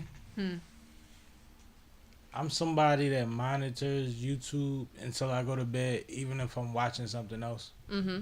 And I'm on social media until I go to bed, just because we're in a space where I always have to know what's going on to be able to figure out what we're going to produce, right? Right. And that just builds it's a cycle, yo. Sometimes it works for the best for production. Sometimes you go to bed thinking about things, right? I saw this before I went to bed. And I was like, yo, that's crazy. But I knew we weren't going to know anything, so I went to bed. I woke up the next morning and I started getting more information. And even it was the time when me and you was watching something and I told you I know exactly where it hit at. And you was like, what do you mean? I was like, it's not in the street. The odds of it landing directly on the Ave are very slim. It's in the shopping center. And there's houses by there. Remember I said that? Mm-hmm. And that's what it was. And that was very disturbing. And everything that I saw after that was like scary. The multiple videos of what was an inferno was very scary. But I saw something this morning, which is days later. Did you see the young lady whose house exploded? No. There's a 28-year-old woman who has multiple children, who seems to be a single mother. She said she was in her house, and her house, she has the corner house that God. blew up. She said the house imploded. The dining room table just shattered, like went everywhere. According to her, and I don't want to get too graphic, body parts, blood all over her dining room. She runs out the house. She thinks a bomb went off. She hears people saying that it's plane stuff everywhere. She has body parts in her house, blood all over her walls, a body on her roof. Her whole first floor is blown out, which means she's not gonna be able to move back into that house. But she can't even go back and rescue anything because it's part of the investigation. She don't even know if they got the body off the roof yet. Thank God her daughter wasn't home. She was with grandma. It's part of the story. But this is a 28-year-old woman. Oh my God. 28. Is she okay? No. No, she's highly traumatized. I told you she has body parts in her house. No, I mean, I understand she's traumatized. Is she physically okay? No, physically, everybody in the situation in her house, I think, made it out safe. Okay. They didn't have any of that. I also saw the story of the young man that caught the metal to his head, the 10-year-old, protecting his sister, and we still praying for him. But one thing that I saw, his mom and dad were both part of the report. His dad was with him when it happened. His mom was not, I don't think. And there was two different energies, which happens with mothers and dads. But one thing that both of them said was there was a point where they said he would never walk again if he made it. Yeah. One, he's made it. And two, the next day he was talking, which means he'll probably be walking again soon also. And they were calling him a superhero. That's the things that they had in common. And I want y'all to send good energy to those people and everybody else that was affected. These are the stories that I saw personally. Did you see any that I'm missing? No, those are the ones I've seen so far. But a lot of people have been affected. 6 people on the plane, 7 people dead. One of those people I'm hearing was in one of those vehicles that we saw burnt in the middle of the street. They didn't have a chance. 22 plus people injured. 6 to 8 critical, I believe, was the numbers. It's scary, yo. Scary times, man. Just pray for people because nobody on that plane and nobody affected by what happened with that plane deserve what happened to them as far as we know. I couldn't imagine. And you told me that was a patient from Mexico and her team, and she was en route to going back home after a successful procedure in Philadelphia. And like Shriners, yep. She didn't survive that to just like, you know what I mean? Like, nah, man, that's a wild drawing. Yeah, that's awful. That's a wild drawing, man. But prayers up. Absolutely. Prayers up. Anything in the chat? Sean said prayers to the family too. He also said, my struggle is temporary, but brotherhood is forever. Love you, bro. Family. Nah, that's exactly how you live. Absolutely. All right, let's get into something else. Let's talk about some women's basketball. I feel like it's time. Let's do it, man. Let's have some fun. Yo, Sean, you been watching the women's hoops? Sean, let me know. You've been watching the women's hoops. It's been lit, man. It's been lit. This is easy watching. All right, so let's start by talking about the Unrivaled League. There we go. I'm about to say, what happened? I know I selected it just a little slow. I saw you. So, the Unrivaled League 1v1 tournament is coming up next week. It begins on next Monday, the 10th, and continues through the 14th all week long. Let me pull up my notes so I can tell you exactly how it works. So, this isn't it. Yeah, what's going on? 'Cause I didn't even know. So, the 1v1 tournament, it features 30 stars from the Unrivaled League.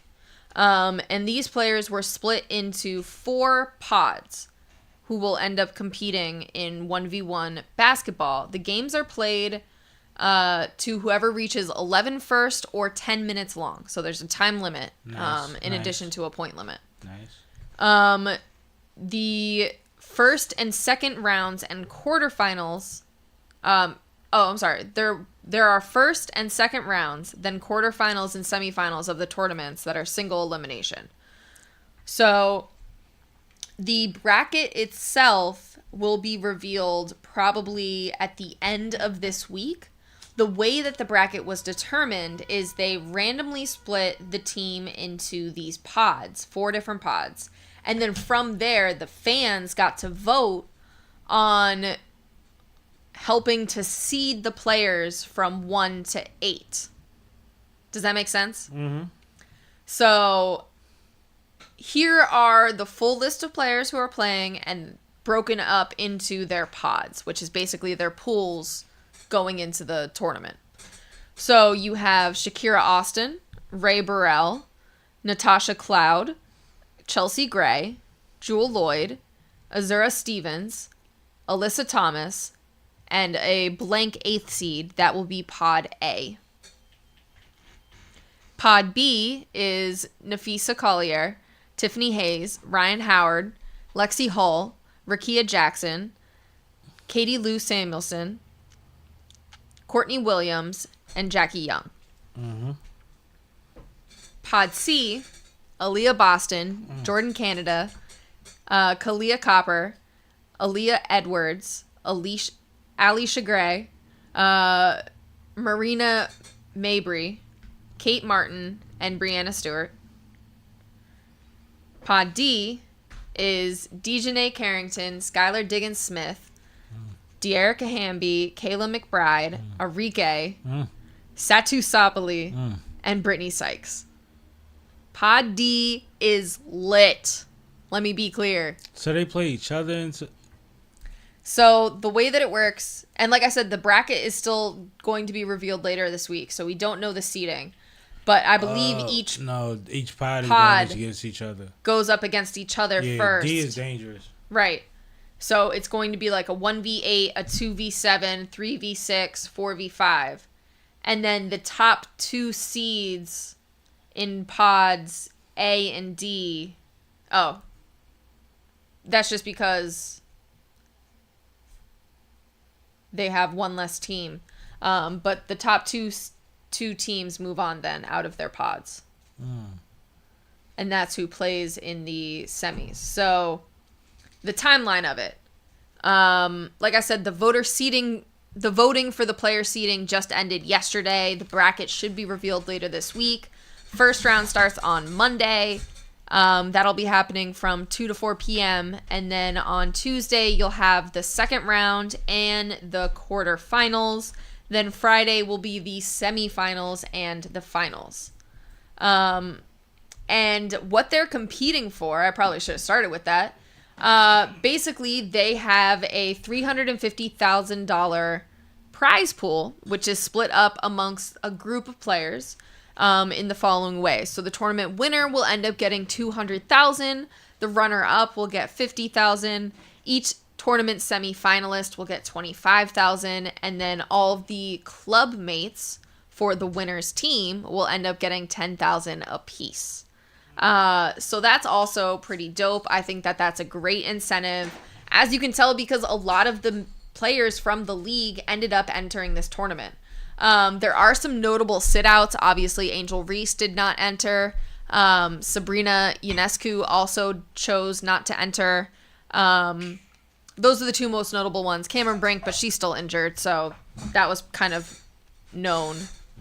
But yeah, so what do you think about this tournament? Are you excited about it? Yeah, because I ain't even know about it. You didn't? We talked about it before. Did we? I mentioned it. Oh. I mentioned that it was coming. We didn't have the format before today. All right, cool, because, like, this is lit. I'm not surprised Angel Reese ain't in it. Yeah. I wasn't either. Yeah, I think, yeah. But I think it's exciting. I think that this is a new league. So we are looking at everything that they do as just part of what their identity is going to be. Mm-hmm. So it's not like what we're going through with All-Star Weekend where it's like, oh, it's all these changes or what's all this new stuff. Like, no, we expect them to do new dope stuff. And as a 3-on-3 league and having some of the best one-on-one players in the league, probably damn near all of them on your roster, why not? I think this is fire. I'm hype about that. I think that's going to be dope. Dope. But that D team, stupid. Pod D? Yeah, Pod D is crazy. Stupid. But yeah, if I'm Angel, I wouldn't want to get exposed. And I love Angel, and she's getting better every day. But 1-on-1, that's not her strong suit. Yeah. It's not her strong suit. It's gonna be interesting. So, the rest of the rules are: the clock does not stop for the duration of the game. There is a 7-second shot clock. If a player makes their shot, they get the next possession. So it's make it, take it. And there are 2 points for a traditional shot and 3 points for behind the arc. All right, ain't nothing wrong with that. No, so pretty standard rules. Feast. Very excited to see this happen. B is mean too, though. Yeah. They're all good pods, but B and D look crazy. So, and this is also just going to be a lot of basketball. So on the 10th, when the first round begins, it's going to be 14 games. Obviously, these are short games, but they're going to be single elimination. Like 14 games in one day? 14 games, yeah. So True TV is going to air the first round from 2 to 4. Then TNT and True TV will both air the second session of the first round, which is from 7 to 8. You see how these streaming deals split up and all of that? You see how all this is working now? You like how they signed to all these different situations? This is funny. Yeah. So, and that's just the first round. So remember, it's all single elimination. So if, pot A, it's not like the first, it's if you lose, you're out. Yep. It's single elimination is what you're saying. Yeah. First, if you lose, you're out. There's no pool play ahead of time. That's what I'm trying to say. Oh, okay. There's no round robin ahead of time to seed you up moving into the finals. Oh no, it's do or die. But do or that's die. fire. That's like battle rap, gladiator shit. Let's do it. I mean, but this also means that it's anybody's game. No, it always means that because I could beat you 4 times out of 5, but if you win the 5th one that count, it don't matter. Yeah, I'm very excited to watch this. I think it's going to be really interesting. That one day that I didn't bring it, that my shot didn't fall, you won.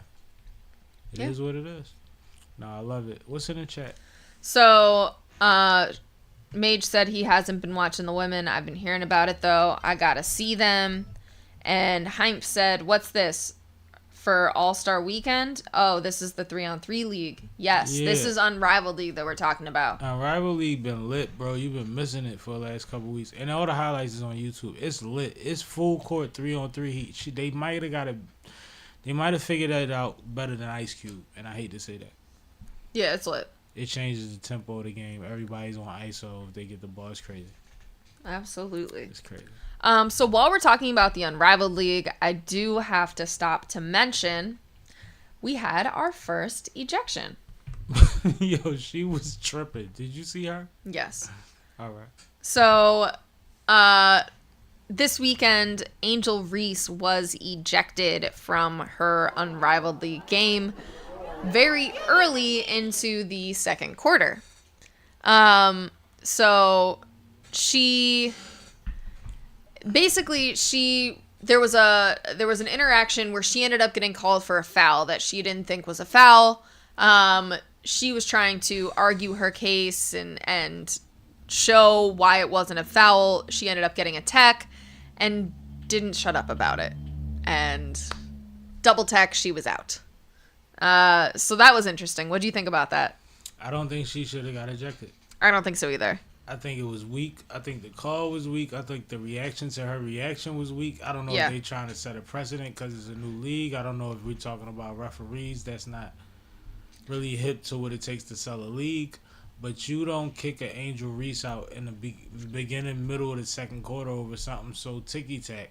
And then your league is so... We seen the building structure. That girl went to the back and went to the side and stood through and was waving through the structure of the building like, I'm here, and watched the rest of the game with us. Mm-hmm. And we watched her every time. They cut to her, you cut to the crowd, you see her right there standing there, hey. It was so laughable. Now, if these things don't count that much, if you're not going to dock people, suspend people, take a percentage of their pay if that keeps happening, not such a big deal, but at the same time, when I'm a part of a unit and I need to be on the floor as per our game plan, And you only have 2 subs? this is some bullshit. Right. So, like, I didn't like it at all. I think Angel handled it like a young, arrogant athlete would. Like, I ain't mad at her. I think Kion would have did the same thing. You know what I mean? Like, they you know, it is what it is. But I think that there was a meeting had after that one. Well, one thing I will say with the referees, Unrivaled League has gotten a lot of things right, but one point of criticism that they have had is about the refs themselves. Yep. Some folks have been arguing that the refs are kind of all over the place when it comes to their calls. Not consistent. And to be fair, it is a new league, so the refs are trying to figure out what is their acceptable level of physicality. So we do want to give them a little bit of grace, but it has been all over the place. There are some calls, and even in the same game, there are some calls that, you know, it's definitely contact, but you thought it was going the other way. Yep. And that's happened multiple times. Yep. So it's definitely something to keep in mind. And I think that Angel Reese getting ejected was another casualty of this larger issue that the Unrivaled League is having with poor reffing. I think everything happens for a reason. I think when you are dealing with a new league, new rules, new officials, like I just remember playing basketball coming up, right? And you play in different leagues or working the table during games, and you'll hear the coach and the ref say, "So, what rules we playing by today? Oh, we playing by college rules. Or we playing by public league rules. Or we playing by AAU rules." That was the thing when you was 12. Right. Right? So they have to find their identity. But I think that somebody like Angel Reese going viral for getting ejected early for something that's possibly questionable is a good thing. Because I think everything happens for a reason. So now you have to have a meeting to balance that out. Yeah. And I ain't saying giving her Jordan rules, but like to throw her out of the game when she's a draw and we're trying to be a draw, yeah, we got to get on the same page. Definitely. I think that's what it comes down to. But I didn't like the ejection at all. You could have gave it a 1-tech, but the ejection was crazy. I thought so too. The ejection I completely agreed. And like give her the leeway that she's used to a little bit. Yeah. Yeah, because I mean other players got it. Once you give me the tech, I at least be like, you suck. Like, you don't got to give me immediate another tech unless I say, fuck you. You know what I mean? Like, cut it out. All right, let's take a break from women's basketball. We got way more to talk about in a minute. But before we do, let's get into some... I feel like our hip-hop category is becoming a legal category. It's so ridiculous, yo. It really is. We're going to start acknowledging great artists and something. We got to just do it on our own because the highlights ain't that. No, definitely not. Except for the Grammys. But that's major level people. All right, so a new lawsuit has been filed by a Jane Doe who supposedly worked for TDE for a time. And this lawsuit is against Top Dog Entertainment, and notably to well-known members, and alleges sexual harassment and pressure towards underage drinking, most notably. Because it is a Jane Doe situation and an underage situation, there are not many details available at this time as far as who, what, why this is coming out now. But there's plenty of speculation. So, Sam, why don't you share with us some of what you've heard? All right, so first and foremost, the allegations are being made against Musa and his brother, who are Top's sons. Mm-hmm. Top Dog is, the main dog, the big dog in TDE. The allegations were made by Jane Doe's, but the response from TDE, which I would like you to look up real quick, actually included these young ladies' names, and their profiles have such been discovered. And what has been discovered is that one of these young ladies fancies herself a publicist. The gentleman from TDE said neither one of them ever worked for TDE.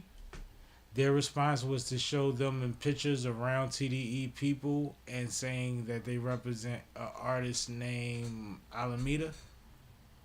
Was one of the young ladies' things that she said, which I guess means that she's in direct business with TDE from her description. But this seems very shaky because there's a lot of ties to Drake's dad and Diddy's people through these young ladies, but their names have been outed. Have you found it yet? One of them start with an L. But yeah, they're no longer Jane Doe's, which is interesting because we seen with the Jay-Z situation. Linda Luna, yeah. Yeah, right.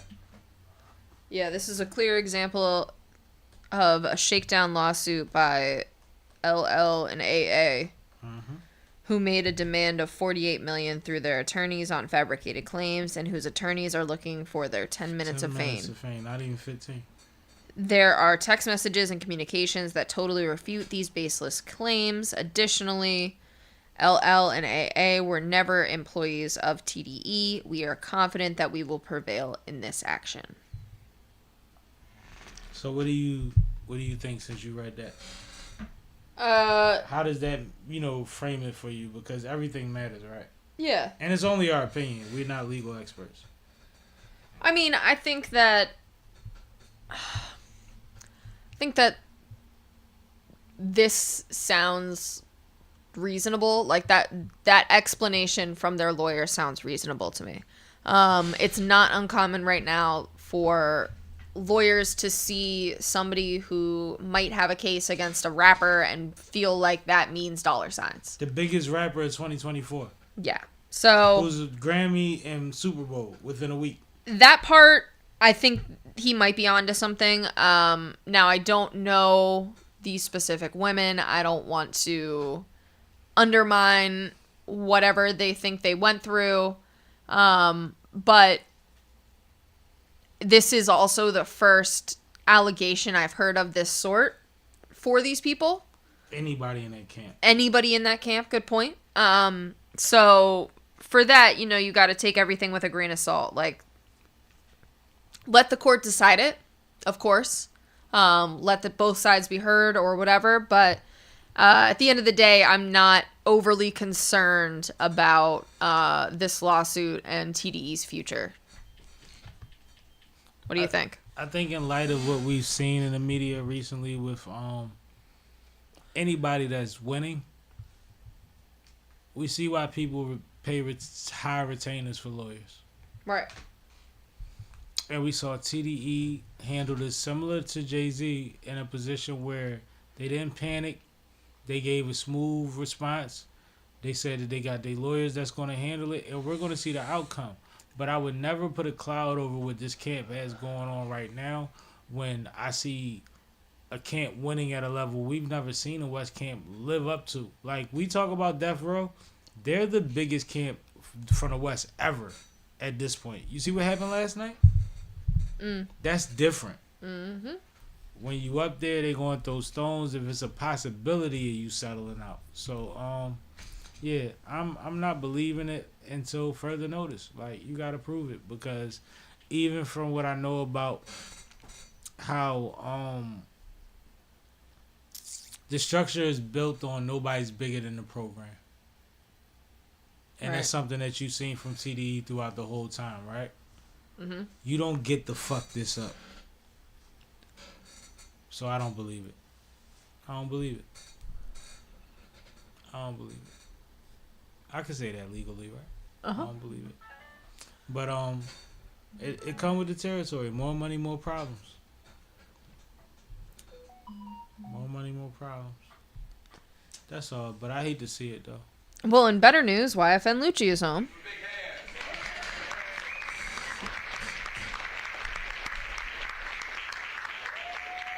That's all I got. Well, I'm going to do it again.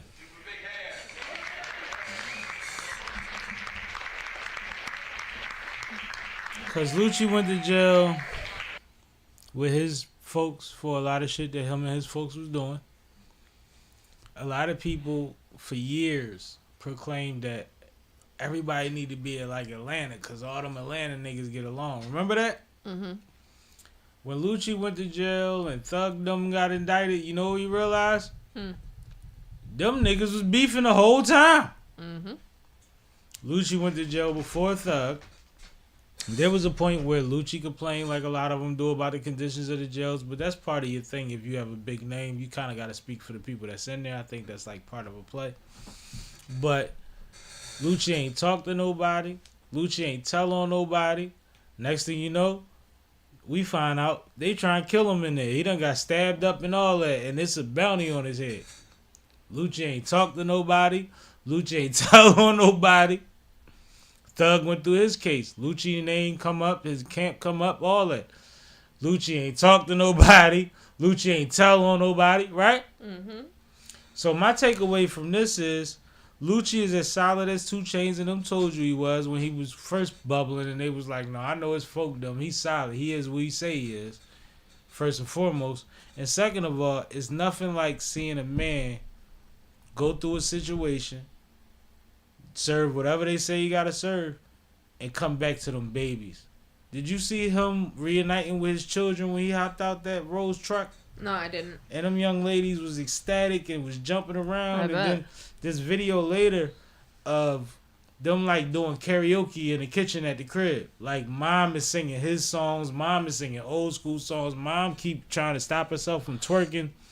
And daughters is in there partying and singing along. It was so beautiful to see Lucci come home, man. Just for that alone. Just for the family thing, right? Yeah. We know they go through a lot in their community like we do too. Uh-huh. Imagine something caught up from DC Young Fly, God forbid, pass, with what he's been dealing with in real life with his children and trying to get them through what's happened to them in real time. Right? Why am I imagining that? I'm just saying, when you see these things happen, there's a lot of these people that we love as a society and as a community that this legal system will grab them because somebody else done did something and you forget about the humane part of what they was attached to before they got caught up in some shit that they ain't did in forever and they ain't had nothing to do with at the time. Like, we just don't realize how easy it is to get tricked away from your family, yo. They let Lucci out. He ain't really did shit. If Lucci did what they said he did, he'd still be locked up, okay? You know that's wild? He'd still be locked up. Well, I'm glad he's home. I'm ecstatic he's home. Like I said, it's based on the look on his mama's face, the look on them babies' faces. I wasn't in the streets. I don't know, you know what I mean, with them. I don't know what went on. But I know he made great music. I know he's talented. And I know that he did what everybody else say that you're supposed to do, and he held it down. So, salute to that man. He home. He home. But I love seeing his daughter so excited, yo. I love seeing his mom show you why he's a performer. Because she the life of the party. You know what I mean? Mm-hmm. Yeah, it's like you meet Sammy and then you meet Linda, right? It's one of those moments. It's beautiful to see. Because I ain't shit. Linda the superstar. All right. Let's talk about this. You can introduce it because I don't know your angle. Diddy was hospitalized. For his knee. Taking an MRI. So you know the story, but you don't know my angle? Yeah, like, to me, this is weird that it's a news article. Like, he got an MRI. Cool. Maybe he slipped. All right. So if we take the no Diddy out of it, the fact that he's been locked up all this time and people saying that he got people in there making his bed and all of a sudden his knee is burnt out. Does that make it more interesting? I'm not going to get into the politics inside of the jail. Like, Nah, not for me to know. The story is actually Diddy. She just said it. Diddy hospitalized for MRI on his knee right before his court proceedings. What I think was strange from the picture that I saw recently, and tell me if this was not a real picture, but it looked very real. Did you see the picture of him with the big ass teddy bear in the hospital bed? No, I didn't. Oh, so like, okay, if you wanted comedians to just load up the Gatling gun, you got a big ass teddy bear in a hospital bed with him smiling. Oh God. That gotta be contraband for somebody like him. Oh God. And that's the lightest joke I could say. But no, Diddy his knees hurt, y'all. Maybe been praying too much. But he'll be in court. He'll be in court for sure. But let me know if that picture was real or not. That picture was so ironic, yo, that I had to make it a topic. I'm sorry. It was crazy. Ugh. Now I'm gonna walk you into the fire. All right, let me get back to women's basketball. I mean, do your thing. You know, this is the women's basketball show.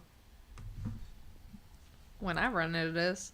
I mean, we talk more about it than anybody else do. I think we win it. True. All right, so A'ja Wilson. We know that she went to South Carolina. And they decided to retire her jersey. So shout out to South Carolina College or university or whatever they call themselves. University, don't do that. Don't do that. Don't do that. Don't do that. Sorry. Be careful. South Carolina University. Shout out to South Carolina University for doing this for her. That was beautiful to see. I love when players get their shine when they're still in the prime of their career. Nice. So that was great. Did you want to comment on A'ja before I move on to Caitlin? No, yeah, I want to comment on A'ja. I want to do this again.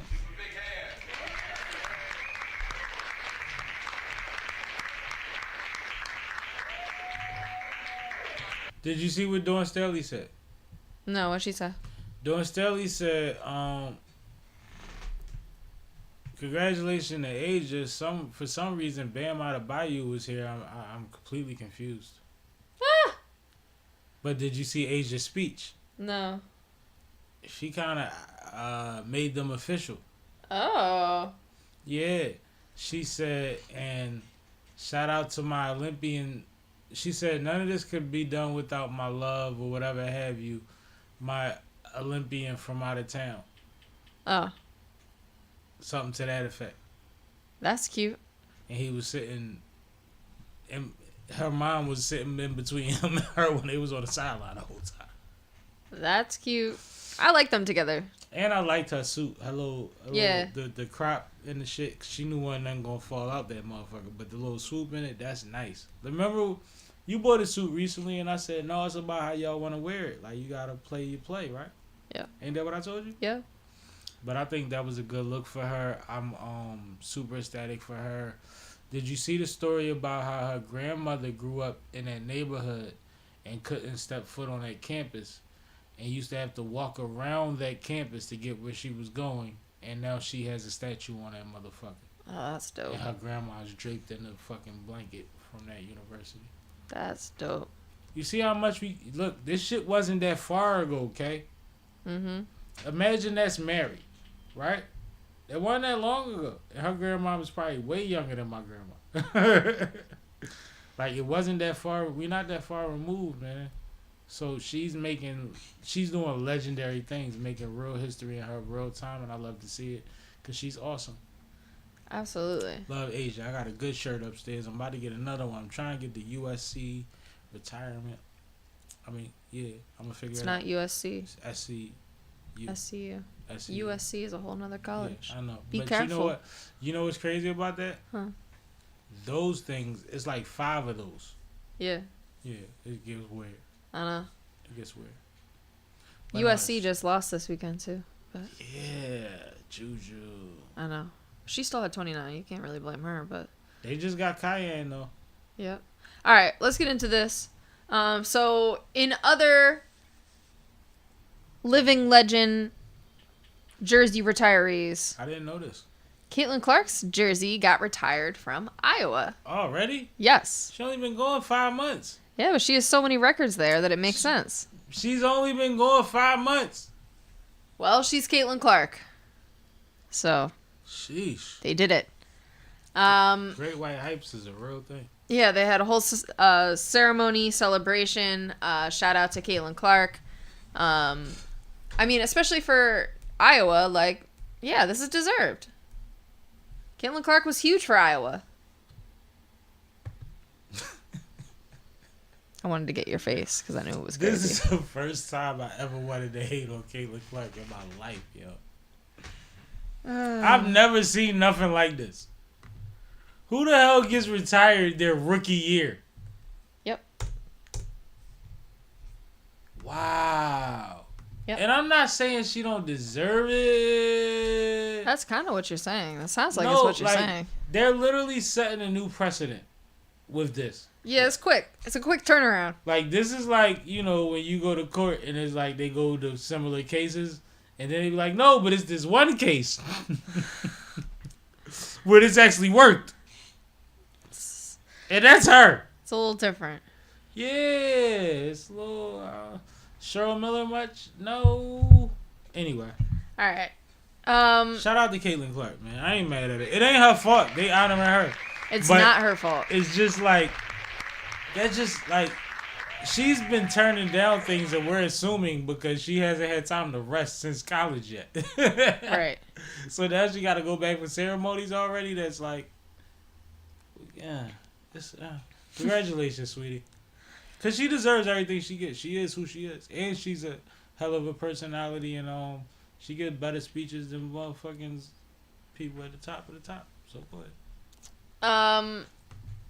So WNBA trades. yeah, Kill getting back it. to Kill it. some more women's basketball. Kill It is it. the start of trade season in the WNBA and free agency at the same time. So on February 1st was the first day that you could make trades sign free agents and make those contracts official. Mm-hmm. So, let me tell you what has been made official. I'm not going to cover some of the trades that we already talked about, like Satu and Brittany Griner and all of that. But Courtney Vandersloot is going to the Chicago Sky. Dejanay Carrington is going to the Dallas Wings. Natasha Heidman is going to stay with the Lynx. And Jewel Lloyd is going to the Aces for the Kelsey Plum trade that we talked about before. The Atlanta Dream signed Brittany Griner, Brianna Jones, and Shatori Walker-Kimbrough. Wow. Yep. Odyssey Sims has signed a 1-year deal with the Sparks. I'm trying to see where else. Oh, Rebecca Allen is going to Chicago Sky. And the Connecticut Sun should be getting Lindsay Allen. Funny that both of their last names are Allen. Chicago Sky has made a lot of 1-year deals. Kia Nurse. They're starting to get into a groove where they're not all playing the game the same. And I'm talking about structurally as organizations. Yep. They're stepping out on like what their identity is going to be. Same thing I was just talking about. Yep. So, that's the trade I talked about. That's the trade. Because, you know, like, at this level,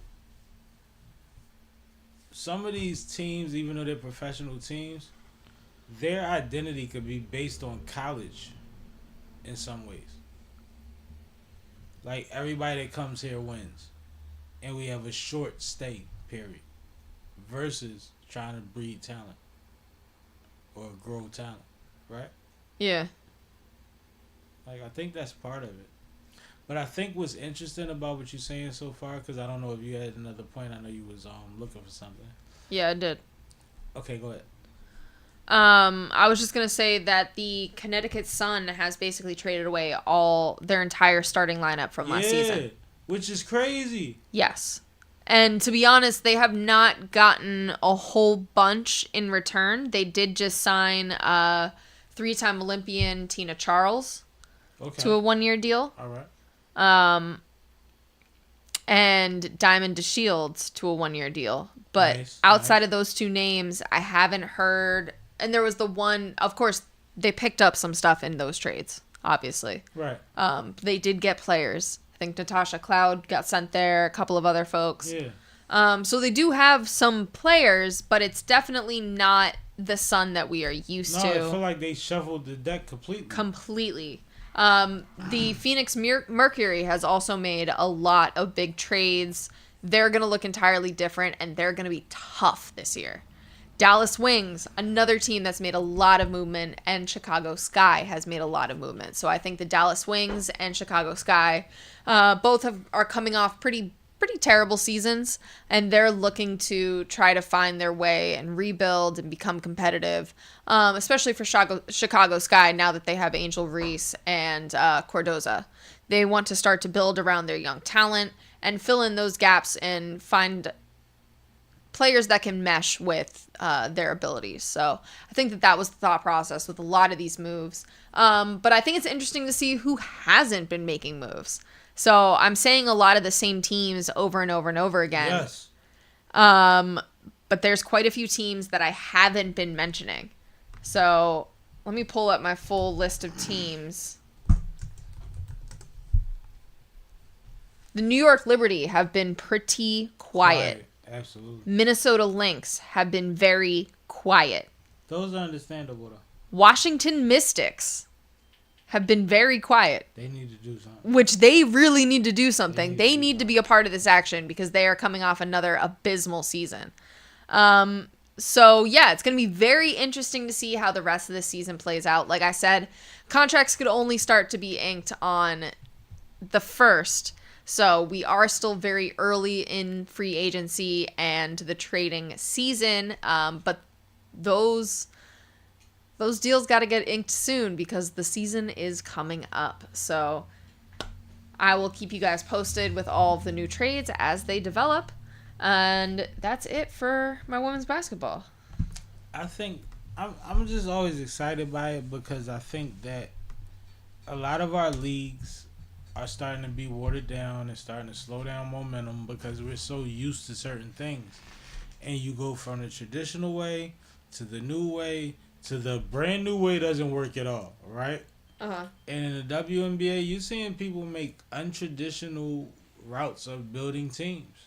They're trading people that you don't think would be traded. And every team in the WNBA has 3 stars already. So when they make a trade, every trade is exciting. Yeah. I don't think like you get that from the NBA, right? So where it's like we get a trade like we talked about at the beginning of the broadcast, which is like, oh my God, this never happened before in the NBA.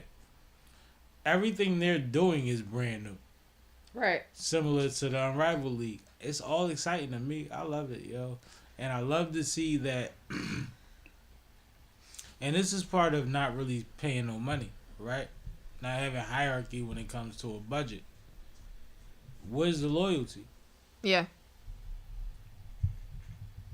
You're not investing in nobody, and honestly, you don't know which one of these female teams. If you look at college right now, there's a lot of dope prospects coming out in these next few years. Absolutely. So you don't even know what their plan is. Yeah. I think DeWanna Bonner and Caitlin Clark team up. Crazy. That's going to be interesting to watch. Crazy. Yep.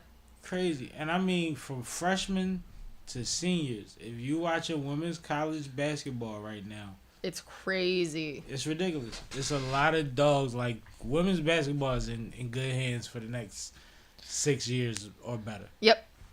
Fair to say. And I'm talking about what we see on a national scale. All right, let's get into our last topic. We don't have to. Perfect. Because I didn't want to talk about that. Yeah, we ain't got to do that. We had a good show. That's it. We had fun. All right, so if you guys are new here, even if you're true here, make sure that you hit that subscribe button. You know what we do here? Oh. That part. And tune in to the YouTube channel. Even if you're tuning in on Twitch or TikTok right now, check us out on YouTube because that's where we drop the majority of our content. This week, we have some clips dropping from our interview with Mel Austin Jr. My guy, Uptown. Absolutely. We also have some shorts coming out from our interview with, when Sonny came to talk about HBCU homecoming rules. Yeah, shout out Sonny Brick. Love you to death. Baby. No, not that Sonny. The other What's Sonny. Oh. Shout out Sonny, man. My guy. Yeah, that Sonny. MSU. That's Sonny. So we have those dropping. We have some new shorts from last week live coming out as well. So make sure that you tune in. We always have stuff dropping. Happy hour is our favorite time. So tune in between 4 and 6 and I'm sure you'll find something going on. I'm good. Schedule going shift. Told y'all that. Great show tonight. Shout out to K from Fine Productions. Always a consummate professional. Even Appreciate when I'm on that. my bullshit. You know, it is what it is. Shout out to all of y'all. Please have a blessed week. I'm running into a week that is different than what I'm used to. And I'm excited about it. So if anything in your life is popping up that you're a little anxious about, find a way to get excited about it. And on that note, we out, man. What I'm supposed to do? This is Sippin' with Sammy. I am Mr. Fly Shit Only, the one and only Sippin' with Sammy. Sam Malone, Barstool Rug. If you ain't sippin' with Sammy, you ain't sippin' right. Please get your fucking life together. Damn, Sammy, you done fucked up. Thanks, Sammy. Yeah, boy. Fucking yuppie transplants. Move the fuck out. Get out of our fucking city. You ain't even fucking born here. Tired of you motherfuckers.